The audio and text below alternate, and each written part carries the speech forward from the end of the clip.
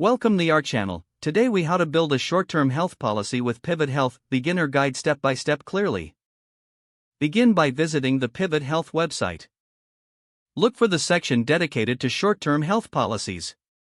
Review the available policy options to understand what they offer.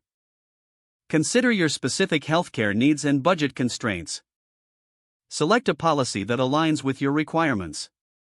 Click on the Get a Quote button to begin the application process. Fill out the necessary personal information, including your age and location. Provide details about any dependents you want to include in the policy.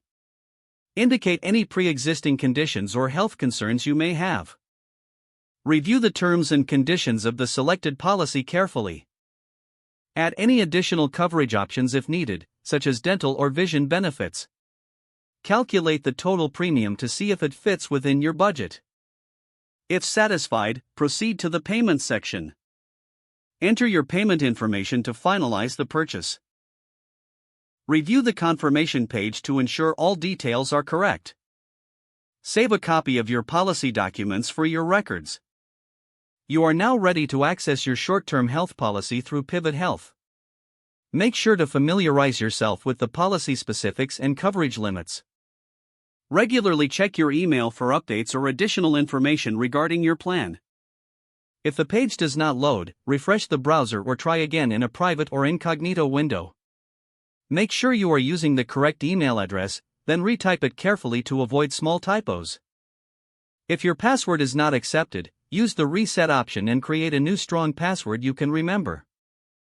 Check your spam folder for verification or security emails, then complete any requested confirmation steps.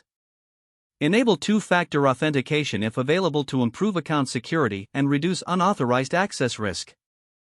After signing in, review your profile details so your contact information and settings are accurate and current.